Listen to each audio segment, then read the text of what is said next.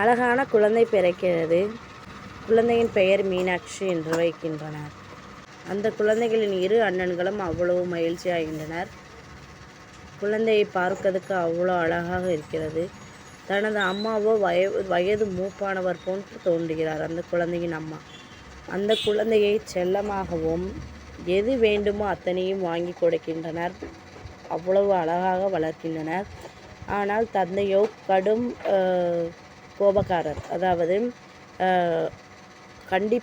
கண்டிப்புடன் வளர்க்கக்கூடிய ஒரு தந்தையாவார் அவர். இரண்டு அண்ணன்களும் அவ்வளவு பாசமாகவும் பார்த்து கொள்கின்றனர் ஒரு குறிப்பிட்ட காலம் வரை. தனது அண்ணன்கள் அந்த அளவுக்கு அண்ணன்கள் அந்த காலத்தில் இருக்கிற அண்ணன்கள் என்ன அப்படின்ற பேச்சுக்கு மறுபேச்சு பேச மாட்டாங்க. அதிகமாக பேசுகிற செல்லம் கொடுத்து வளர்க்குற அண்ணன்களும் இருக்காங்க. இவங்க பேசுவாங்க, ரொம்பையும் செல்லம் கொடுக்காம ரொம்பையும் அன்பாக, அதாவது ரொம்பையும் கண்டிப்புடன் இல்லாமல் வளர்ப்பாங்க. அப்படிப்பட்ட ஒரு 2 அண்ணன்களும் இருக்காங்க. ஸோ அந்த பொன் குழந்தை அவ்வளோ அழகாக வளர்ந்து வருது. என்ன வேணுனாலும் சுற்றி இருக்கவங்களும் சரி, அவங்க அம்மாவும் சரி அவ்வளோ வாங்கி தருவாங்க.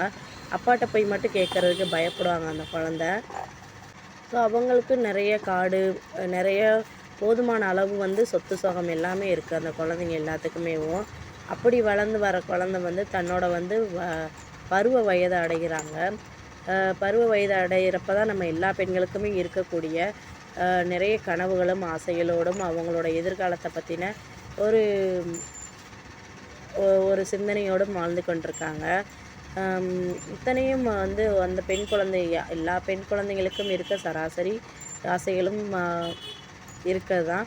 அந்த காலத்து பெண் குழந்தைனால தன்னோட தனக்கு கவர்மெண்ட்டு வேலை பார்க்குற ஒரு கணவர் தான் நல்லாயிருக்கும் அப்படின்னு நினைக்கிறாங்க. அரசு உத்தியோகத்தில் இருந்தால் தன்னை நல்லா வச்சு பார்த்துக்குருவாங்க அப்படின்ற ஒரு கனவுகளோடு போகிறாங்க.